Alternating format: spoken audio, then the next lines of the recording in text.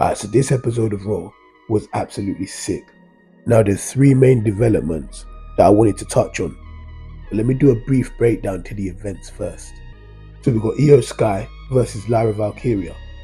Always guaranteed to be a banger matchup. These two could wrestle broomsticks and make it 4 to 5 stars. Io takes the W thanks to some outside shenanigans from Damage Control and the surprise roll-up reversal. Damage Control attack Lyra after the match. They stand next to Io in the rampway, then Io goes off again and beats up Lyra some more. Fortunately for Lyra, KC2 comes down to give her a little help. This is a very obvious 6-woman tag in the making. Maybe it could be next week or in the next couple of weeks. Braun Strowman and the LWO versus Judgment Day in the 6-man tag. And we got another QR code in this match. If they do not debut at Clash, I'ma kill somebody. I do not want to see another QR code after this. I'll accept one on SmackDown, but after that, I do not even want to see the QR code on YouTube and Netflix when you try to log in on your TV screen or console via your phone. I don't even want to see the QR code at Nando's when you order at the table. But back to the match. Braun and the LWO win after Dragon Lee pins Carlito after an assisted splash from Braun Strowman. There were some events in this match, but I'll get into them later. Sami Zayn defeats Otis, another one where I'll get into the events of the match later. Next is the Witches versus Zoe and Shayna. Zoe and Shayna are victorious.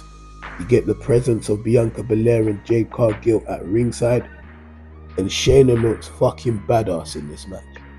She practically beat them by herself on one leg. More of this from Shayna, please, I beg you. The victory came via Shayna locking in the Karafuda clutch on Alba Fire and putting her to sleep. She looked vicious, she looked deadly, and she wasn't trying to let go. The referee tried to stop her. Zoe also tried to stop her. None of them could get her off. She let go when she wanted to let go. This is the intensity, the scariness that we need from Shayna Baszler. Please do not look back. It's gotta be said, it would be nice to make the Witches seem like more of a threat, seeing as we are headed to Scotland. But it has to be understood that this is not actually their rivalry. They have only been inserted due to geography. Ilya Dragunov takes an L from Bron Breakker in a stellar match. This was undoubtedly the match of the night, hands down. Bron Breakker looks absolutely dangerous, and Ilya looks scary. Both of them just look like absolute machines. And once again, Ilya Dragunov suffers zero damage to his credibility in defeat, just like when he lost to Jey Uso. Awesome Truth successfully defend the World Tag Team titles against AOP. So all night, The Miz could not find R-Truth. And when he did eventually find him, he finds out he's been with a fortune teller. And they said that tonight they've got to defend the Tag Team Championships against the APA. We soon found out that this so-called fortune teller is Scarlett, and the APA that Truth was talking about was actually the AOP. Karrion Kross interjects into the match when The Miz and R-Truth are going for a double 5-knuckle shuffle. But before the match started, he was talking shit about the New Day again. So of course, he got jumped by the New Day in this match. That caused a distraction, and then R-Truth tried to capitalize on the distraction. Tried to hit Akam with the title, but it had zero effect. Akam turns his focus to R-Truth, and that's when The Miz hits a surprise roll-up for the win. Finn Balor versus Drew McIntyre, and if Drew wins, the Judgment Day is banned from ringside at Clash of the Castle. And of course, Drew picks up the victory after thwarting some Judgment Day interference and the Claymore. It's only right that Drew wins. He cannot afford any momentum loss before Saturday. And Raw ends with the two big Ds staring each other down and one holding up the World Heavyweight Championship. I noticed there was no Gunther on the show, and I don't know if that's a good thing or a bad thing, but I interpret it as a good thing. They're trying to make him feel more special when he does show up. At least that's how I interpret it. Now into the happenings, into the story time of Monday Night Raw. I'm going to start with the IC Championship program. And I think there's a possibility that it may be Saturday at Clash of the Castle where we get the Otis turn. And if not, it's only to crown Chad Gable. After Chad is crowned, we should get that turn in the coming weeks after it, because they need to strike while the iron is hot. This man Otis, he has fans. I feel like at this point, people are more interested in an Otis versus Chad match than the Sammy versus Chad match for the IC title that we're getting. And I say we got what we needed from this story this week. Otis finally explained why he feels this Stockholm syndrome to Chad Gable, why he's taking all this abuse, this manipulation and beratement. Before I got with Chad, I had everything. I had the money in the bank. I had the missus. I can't remember, he called her something else. I cannot remember what he called her, but he's referring to Mandy. And I had my big brother Tucky. You can tell that Vince McMahon is not here because I was surprised that Otis was allowed to mention Tucker. I shouldn't be. We get mentions from TNA and AEW these days, but still, I'm not conditioned yet. But he says I had everything. Then I lost it all. Then Chad Gable came and he gave me a family. He says that's my sister Maxine and that's my brother Akira Tozawa. And without Coach Gable, I'm nothing. And Sammy understands him. Of course he understands him. Like he said to him before that, I can sympathize with you the most because I went through the same thing with the bloodline of Roman Reigns. They manipulate you into thinking that you need them for validation, but you do not. Do you have any idea how special you are, how great you are, how special and great you can be? You just need to leave Chad behind. And I think due to where this is going, this has started to get through to Otis. So they head out to the ring for the match. Sami Zayn cuts a promo. He says, this started off personal, and now it's turned into you manipulating and abusing the Alpha Academy. But after I defeat you on Saturday, I'm going to be moving on and getting back to work. And by work, I'm referring to being the Intercontinental Champion. Then Chad comes out and he flips it. He says, no, you're being manipulative. You're trying to pretend to be a hero in other people's stories that don't include you. And he talks about how the Alpha Academy are happy and they trust him. Sammy turns to him and says, do they look like happy faces? Tell me, you guys, are you happy? And you see Chad turn to them and they're trying to put on these fake smiles to pretend to smile and be happy. So he says, I'm going to unleash Otis on you, but not the Otis that cares for people's feelings. I want the Otis that is going to unleash suffering and not care. So we get the match, Sami Zayn versus Otis, which was booked last week. And Sami Zayn is getting dominated. He's getting clubbed up. He's getting splashed on. He's taking world's strongest slams. But the truth is, Otis doesn't want to do this. Chad just wants him to soften him up for Saturday. He doesn't want him to just win the match. He's telling him, do it again, do it again, do it again, as in to repeatedly hurt Sami Zayn in order to make sure he's not 100% coming into the PLE. And then we do the same thing. Why are you not listening to me? Do as I say. You need to listen to me. Causes a distraction. Sami Zayn recovers, hits the haluva kick. 1, 2, 3, the match is over. And he doesn't even care that Otis lost. He runs in, attacks Sami Zayn. When Maxine and Akira are checking on Otis, he goes over and tells him, get out of my ring. Kicks them out of the ring. Then kicks Otis in his chest and starts telling him to get up. Just doesn't give a fuck about him. He's holding up Sami and he's saying, hit him. Do it. And as per usual, Otis is reluctant to do the damage. And that's when we get what we've been getting this whole time. Chad getting in his face. He slaps him.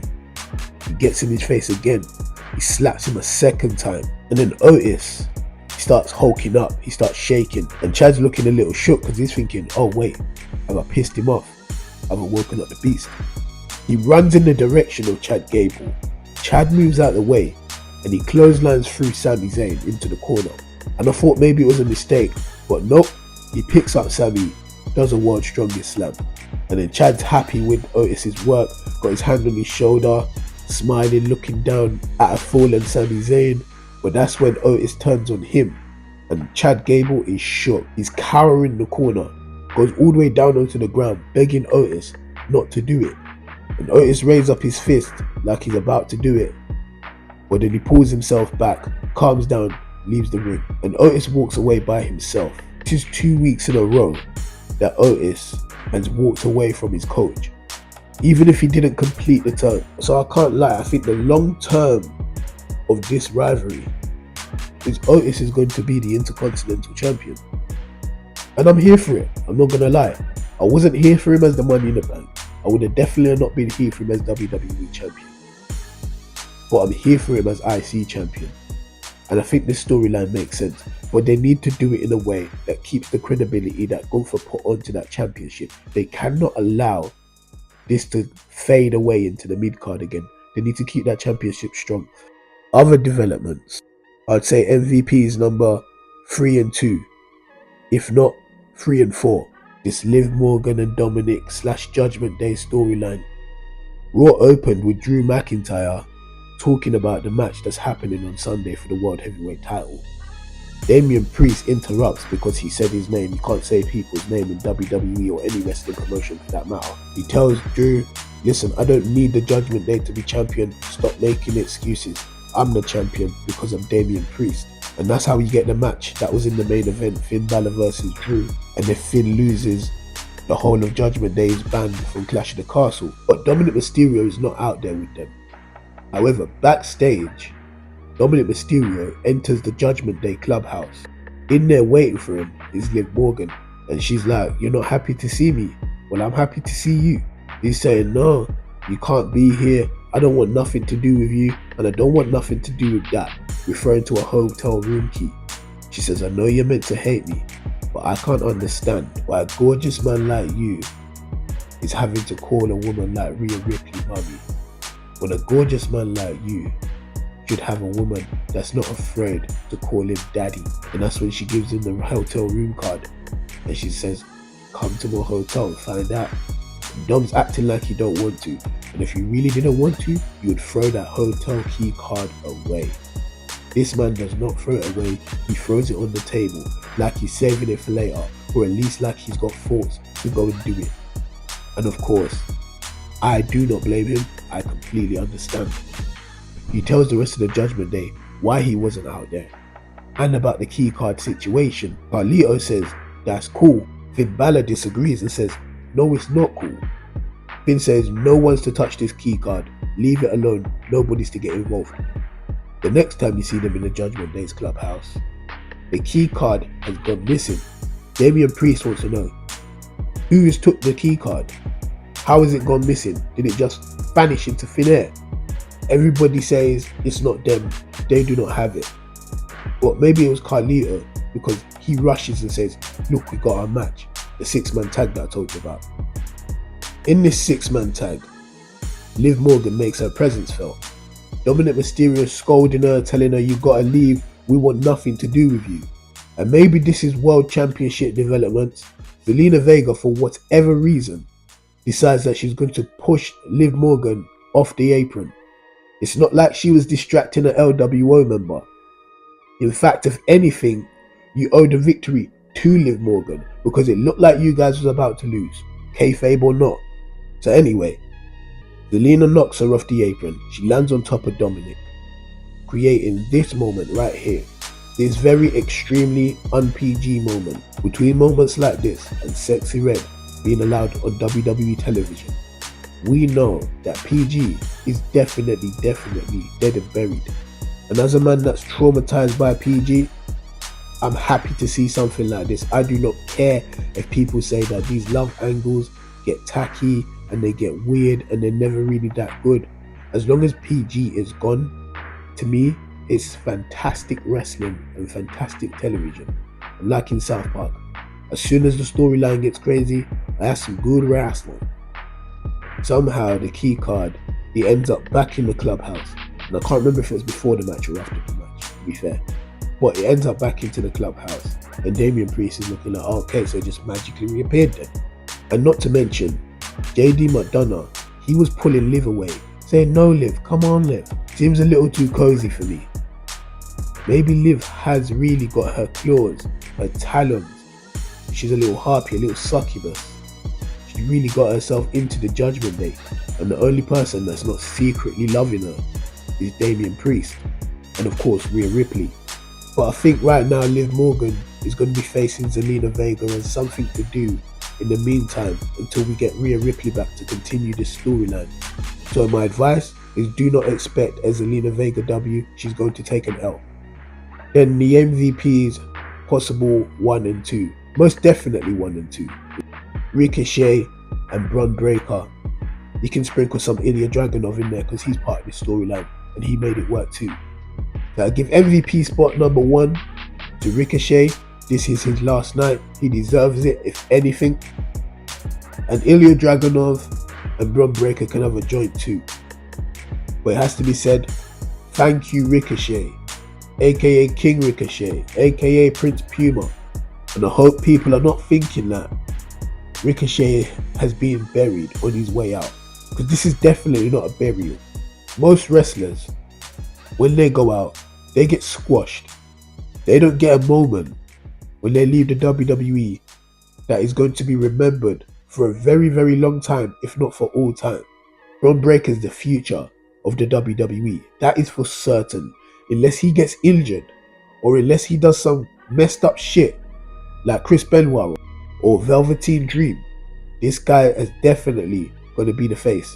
So after that banger match between Ilya and Bron decides, I'm not finished yet. I believe he's going to spear Ilya Dragunov through the barricade. Not to mention he already suffered 3 spears in that match. One where he could have won the match, but he rolled out the ring. The second came on the outside when he attempted to get Ilya Dragunov counted out. And the third was the one that ended him when he came in from the count out. So he goes to spear him through the barricade. Ricochet literally comes out of nowhere with a flying clothesline. Takes out Bron. He's egging him on. Come, let's go, let's fight. Knocks him over the barricade into the crowd. Bron doesn't come back. He just goes away. Later on, you see Ricochet trying to help Ilya Dragunov. I think he's trying to take him to the EMT's room. But they don't make it there because they cut off by Bron Breakker with a huge spear into some boxes, takes out Ilya. And this is where we see the doom of Ricochet.